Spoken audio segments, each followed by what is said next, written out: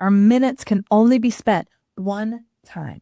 And I want you to think about the economic trade-off that you're making every single time you say something that needs to be done. You're like, it's no problem, I'll do it. Because we are buried in tasks, ladies. We are buried in to-dos. We are buried in administering life and not actually living it. I'm Tiffany Souter, entrepreneur, wife, mom to 4 girls, and a woman figuring it out just like you. Come on, let's go build your life of and. Welcome back to another episode of the Life of And podcast. I'm your host, Tiffany Souter, and we're going to talk today about the economics of doing it all. Before we get into the doing it all, I did the most today. Had some businessy meetings this morning, and then had a facial, but not like the kind, gentle, soothing kind, like the kind where they numb your face, burn your skin, and then you pay hundreds of dollars and they send you on your way. So my face is 30% numb, I would say. I told Sam it feels like I can really feel the air. Kind of feels weird. So anyways, just kind of makes me laugh when I say doing it all. We're just doing the most over here. We're in our skin, recording podcasts, doing business, doing the stuff. So today, my oldest also took the SAT, which it takes so long to get your score. I had no idea. So I don't know. It's exciting times in the Souter house. Okay, economics of doing it all. If you are a woman who you look in the mirror and you think, I am super capable. If you are the woman who your friends are always texting for the answers to things. If you are the one who you feel like you are shouldering the burden of team around you, your family around you, the community around you, and you are constantly tired, then this episode is very much for you. If you feel like you are waking up and doing your best to do it all, but still feel like you're behind, then this episode is very, very much for you. If you've ever thought, I need to just be more efficient, I need to be more disciplined, I need to be more organized, and then I'll be able to get it all done, then this episode is very, very much for you. Because today, like I said, we're talking about the economics of doing it all. Because doing everything oftentimes can become a big part of our identity and become almost a part of our personality. But it's also, I want you to see as a result of this conversation together, is it's a financial decision and one that you're making that you may not see and understand. And I hope that at the end of this conversation, you'll be able to see it more crisply and clearly. Because the truth is, most of us have never done the math on our decisions. And so our life and our outcomes are sort of doing the math for us. And I want to be sure that you're making really clear choices, making sure you understand the investment of where you're putting your time and energy, and maybe where there's opportunity costs that you are not fully capturing and capitalizing on. So that's what we're going to talk about today. Before we get into the talking about the maths, which some of you are going to be like, I love it, and some of you are going to be like, I hate it. I want to sort of have you close your eyes, or if you're sitting somewhere listening to this, it's just a 1% chance that's the case. But I want you to close your eyes or think back to when you were a little girl and you were 10 years old, maybe 12, laying in bed at night, imagining what it was going to be like to be an adult, what your adult life would look like. Not your job, not your salary, not where you lived so much, but what were the things that you imagined you would be spending your time on? I'm going to give you some space to think for a minute.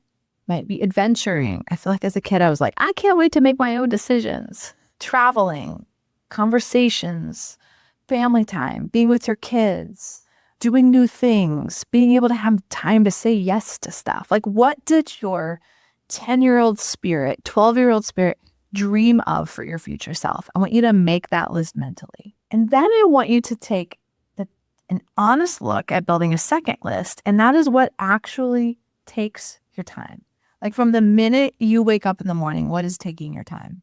When you look at these two lists, we can look at the things that are getting our time are oftentimes not actually aligned to the life that we want to build.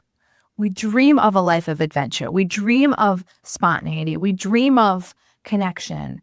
And yet what we're spending our actual time on is tasks. The menial, ordinary, everyday part of life is actually what is consuming most of our waking hours. It's what's getting our first energy. We will make sure the house is clean, the lunches are packed, the utility area is picked up, and the shoes are parked before we'll sit down and play with our kids. We'll make sure the tasks of the day are done, and we don't actually make and take the time and have the space to invest in the things that I'm going to say really matter. In my worldview of value. If you never evaluate where your time is going, you'll never change where your life is going. And so this episode is really about helping you count the cost of your choices and decisions. And so we're going to take a little bit of time to walk through that. I'm going to ask you some questions and have you take an inventory of the things that are getting your time and energy. And I say your first energy. And what I mean by the first energy, it's like, that sort of zone one energy. It's like, I'm here, I'm present, I'm excited, I've got available capacity. It's like joyful, delightful energy versus that energy where it's like, I'm pulling it out of my baby toe and I'm doing my best to be present. I'm doing my best to do a good job. I'm doing my best to not fall asleep. I'm doing my best to fake laugh. Like, that energy zone. It's like D zone energy when you're in that compartment. So we want to give our first energy to the people and the things that we love. And I think this is part of the exercise of doing that well. So let's talk about the economics of doing it all. I want to define economics, which is maybe insulting, but what I want us to remember is economics is the study of scarce resources and trade-offs. Economics is the study of scarce resources and trade-offs. There is always a consequence to our choices when we are deploying a scarce resource. And most of us have two precious scarce resources, and those are time and money. Those are the resources that in our adult life we are most managing and facilitating the choices around. But what we oftentimes treat is that money is the scarcest resource. But the truth of the matter is money is a renewable resource. Time is not. There is nothing I can do, no matter who you are on planet Earth, to make more time. We can do all kinds of things to give ourselves more capacity by making things go faster, using AI, using technology, whatever things, but we actually cannot make more time. We can make more money. It's a renewable resource. I can take $100, put it in a checking account that's earning interest, and I can make more money. I can actually do that. I can start a business with $10,000 and I can turn that into an enterprise. I can invest it in the stock market. I can, and you can, we can all make more money. But we treat money as the scarcest resource instead of our time as the scarcest resource. And I want you to see that very acutely in your life and to start challenging your thinking when you think about, how am I going to get this done? We oftentimes say, there's no way I could spend money on that, and so I'll use my time. But time is yours and my most precious resource. So when you allocate time, you are making an economic decision. Okay, so we said economics is the study of the allocation of scarce resources. So when you are allocating your time, you are actually making an economic decision. So helpful maybe for us to sort of frame it like that this is about managing a scarce set of things that I have, a scarce set of resources, the minutes that I have in the day, and making sure that I'm allocating those towards the things that most matter. So going back to our 10-year-old self laying in bed at night, we imagined allocating these precious minutes to things we loved, to things that delighted us, to adventure, to joy, to creating, to relationships, to closeness.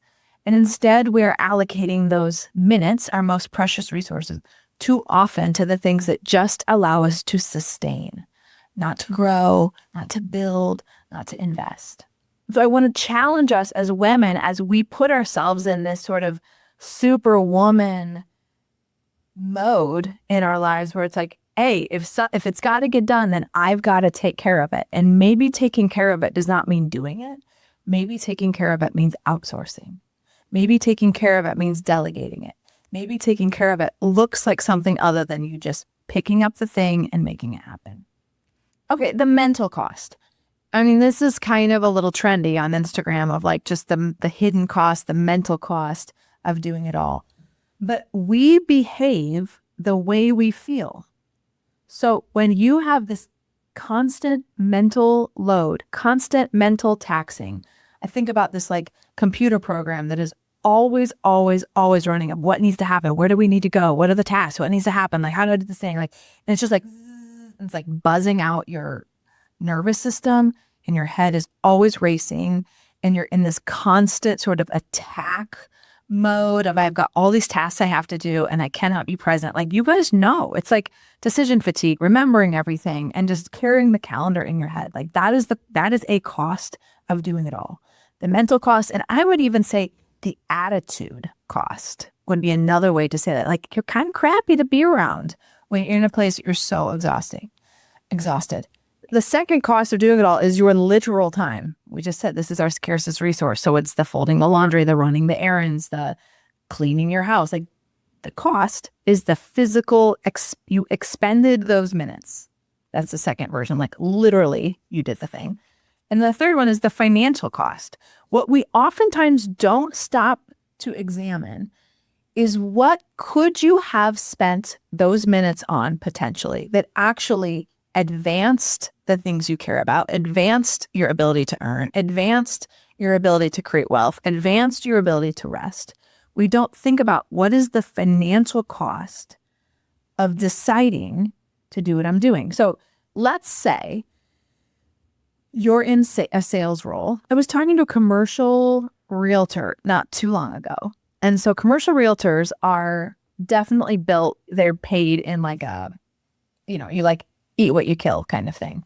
And she knows and understands that the more hours I can spend doing my job, the more I can get paid. Or as a business owner, I know if I can spend 20 more hours a year on my job building my company, I have a higher chance of making more money and making more profit than if I spend those same 20 hours folding laundry and cleaning my house. It's the numbers are way higher than that. It's like 20 hours a month. If I count the number of minutes it takes me, number of hours it takes me to do laundry, clean my house, and go grocery shopping, it is easy 20 to 25 hours a month. You take that times 12, it's like over 250 hours a year that are spent absorbed doing simply, I will say, menial tasks, things that are just advancing the tasks of your life versus actually creating wealth and creating return. And so what would it look like if we started to say, these tasks that are not advancing my relationships, not advancing my connection, not advancing my ability to earn, I am going to figure out how to pay for those things to be done so that I can get those hours back to earn, to rest, to connect, to adventure. Those things that we thought we would be doing as adults that have so easily worked their way out of our lives. What if we gave back some of the administrative tasks of life and took back the things that we dreamed of? I want to take a quick moment to thank my partners at Share Your Genius. For the past 4 years, they have been an incredible part of my journey behind the microphone. Share Your Genius is a content and podcast production agency that helps leaders and brands bring their message to life. So whether you're trying to find your voice, develop a content strategy, or get your leader behind a microphone, they're going to help you make it simple, strategic, and impactful. So I want you to literally write down this formula of how much you earn in a year divided by 2,000. That's approximately how many working hours we have. So your annual income divided by 2,000 working hours, and that's your hourly rate. If you make $100,000 a year and there's 2,000 available working hours, that's $50 an hour. That's your hourly earning rate. So that's what you're paying yourself to fold the laundry. That's what you're paying yourself to clean the house. That's what you're paying yourself to manage every administrative task. If you make $250,000, it's more than that. So, and I think we often, if we think about like even our incentive compensation, like, hey, I believe if I work 70 more hours this year, that I'll be able to hit my $10,000 bonus. Think about your time in that way. It has been, I think, one of the biggest unlocks to my ability to not just have one company, but to have three, to not just have one stream of income, but to have several, is to say, my highest and best use in my life is to be a mom and is to be a creator and is to help create opportunity and potential for other people. That is what I most love in life. And when I can get the rest of life to work automatically, where I'm not spending my time on these things, and strategically, as I make more money, to not just buy more things, but to take some percentage of that and say, I'm going to buy my time back by hiring somebody to do my laundry. I'm going to send my laundry out. I'm going to hire somebody to help me around the house. I'm going to hire somebody to mow our lawn. over time, I've hired people to do all of these things, and I've earned those things and earned those yeses, and it's only created more earning potential for myself and for our family. So I want you to think about that. What are you paying yourself hourly to do these kinds of tasks, and what would it look like if you got rid of it? And before you shut me down, I would encourage you to set aside your defensiveness if that's how you feel right now, and just give it a test. Outsource your laundry for 6 weeks and say, of these 4 to 8 hours a week that I'm getting back, what do I want to do with that time instead? And don't just let those hours get absorbed into like everyday life. Be very specific with right now on Tuesday night, what I'm doing is I'm folding laundry in front of the TV for 2 hours. Instead of doing that, I'm going to take my kids to the park for 2 hours. I'm going to exchange that task of folding my laundry for the time with my kids. And I'm going to ask myself in 6 weeks, do I feel closer or further away from the person I dreamed of when I was 10 years old? That's what I mean by this economic exchange. Our minutes can only be spent one time. And I want you to think about the economic trade-off that you're making every single time you say something that needs to be done. You're like, it's no problem, I'll do it. Because we are buried in tasks, ladies. We are buried in to-dos. We are buried in administering life and not actually living it. Another way to think about this in like our econ classes, juniors and seniors, or sophomores and juniors, is think about it like capital allocation. The more I earned, the more I outsourced. The more I outsourced, it created more space. The more space I had, the more creative I could be. The more I earned, the more I outsourced. The more I outsourced, the more time I got. The more time I got, the more creative I could be. The more creative I could be, the more I could earn. Do you see how it served my goal of being able to live life and not just administer it? So I'm just asking you to take a leap of faith and just try it.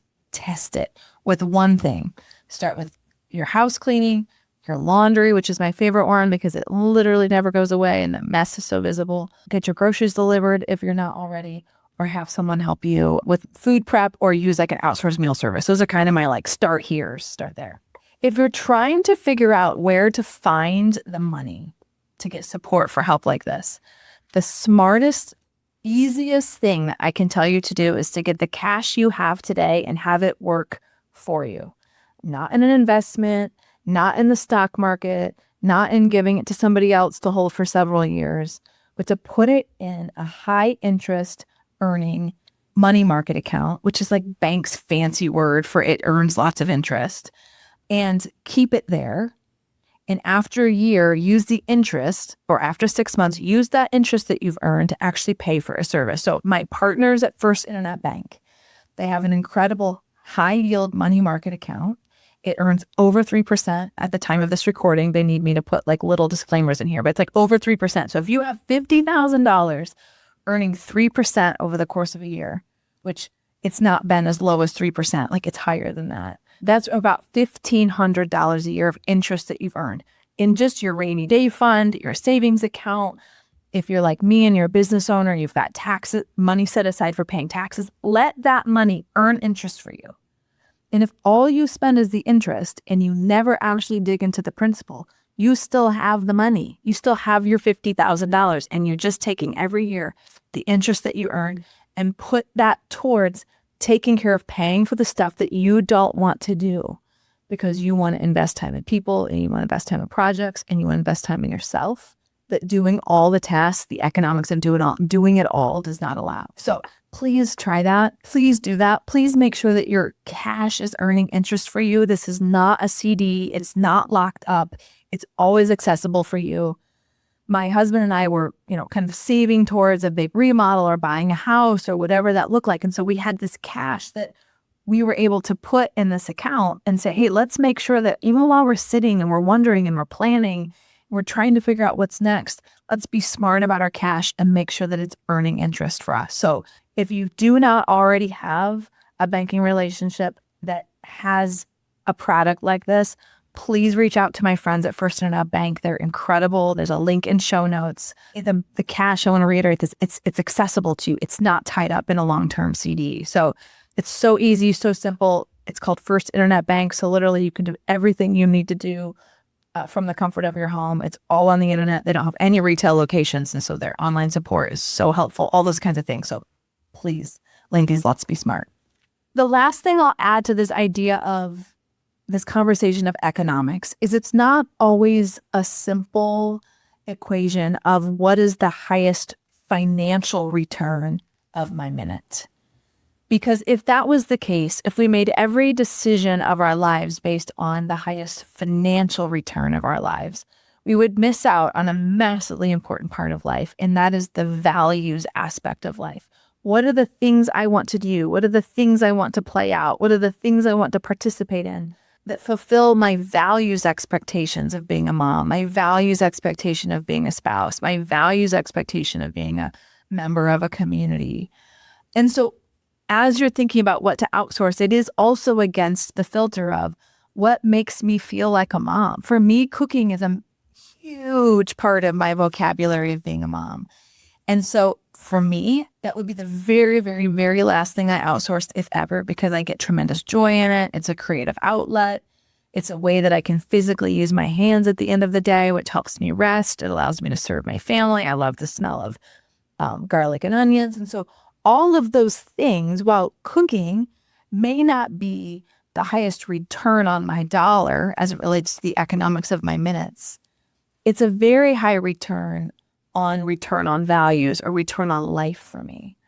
And so some people say, I love to mow the lawn. I love to do these things. These are rituals and practices and disciplines that help me feel connected to my space and help me feel connected to my family and help me feel connected to the role that I'm playing. That does matter when you're playing out the economics of your life, the economics of what you want your time to go towards. So that is not irrelevant. But what we're talking about is the economics of doing it all is very expensive. It takes oftentimes all of life for you because you don't even have time to enjoy the pieces that you actually do enjoy because they're crowded out by the tasks that drain you, that have no meaning, that create so much activity that you don't actually have the time and space to do the things that you do enjoy at a pace that allows you to actually experience it. So the goal is not to eliminate everything, although if you want to do that, I mean, go run at it. I love that for you. But the goal is to increase our return on time. The goal is to increase the quotient, I would say, of valuable to invaluable activities and tasks in our day. So I guess to close out, like doing it all feels really noble. It can make us feel important to everybody that we're serving. But I would suggest and ask for you to consider that maybe it's not the wisest way to view our lives. Because when you understand the economics of your time, you stop measuring your worth by how much you carry. And when we measure our worth by how much we carry, we are oftentimes looking for the people around us to tell us what a superhero we are. Holy crap, you are doing it all. Holy crap, you're amazing. Holy crap, you really are. But it's the fastest way to resentment and burnout I've seen. I've experienced in my own life. I've seen other women say, when you are living a world of doing it all, the truth is you are really doing none of it at all. You are experiencing none of it at all, is maybe a clearer way to say that. Money is not the goal, although it's an important piece of what we're doing. Capacity is the goal. Spending our time on the things that give us a life that we actually desire. That 10-year-old girl laying in bed was like, man, I bet this is what it's going to look like to be an adult. So here's what I want you to do. I want you to do the math on your hourly rate. I want you to look at whether or not the things that are getting your time are bringing you joy. And those things that are not bringing you joy, I want you to literally start having a prioritized list of these are the things in order that I'm going to work to give away, to send away, to outsource. And if you're trying to figure out how to pay for that, put your cash in a place that's earning interest and use that interest to begin ever so sporadically to give yourself a little bit of space. Maybe you can't afford a housekeeper every other week. Maybe you can afford a housekeeper twice a year. Start there. Give yourself a little bit of capacity and intentionally use that capacity that you are buying back to put it towards something you value. Your rest, your adventure, your relationships, your growth. development, making more money, whatever those things are. I hope that this episode made you think differently about your time. I hope that you're starting to see that your time is your most precious resource, not your money, because with more time, we can oftentimes figure out how to make more money. So we know that if we don't do something, nothing changes. So I encourage you to take action on this one. It's a place that I'm just maniacal, and it's important to me that we push this conversation to the foreground because nobody's coming to save you. It's your job to create the capacity. I hope you'll send this to a friend if it helps you see your life a little bit differently, and maybe even like go grab a coffee or take a walk and talk about it together and challenge one another's assumptions about where you think you are the most important person to do something. Maybe you can get some help with that. So I'm rooting for you. I'm cheering for you. Sam and I are here if you need us. And thanks for listening into this week's episode. We'll see you next week. Thanks for listening to The Life of And. This is your weekly reminder to keep making bold choices, saying clear yeses, and holding space for what matters most. As always, if you like this episode, I'd love for you to drop a review and share it with your friend. It's the fastest way that we can grow the show. Thanks for joining us. I'll see you next time.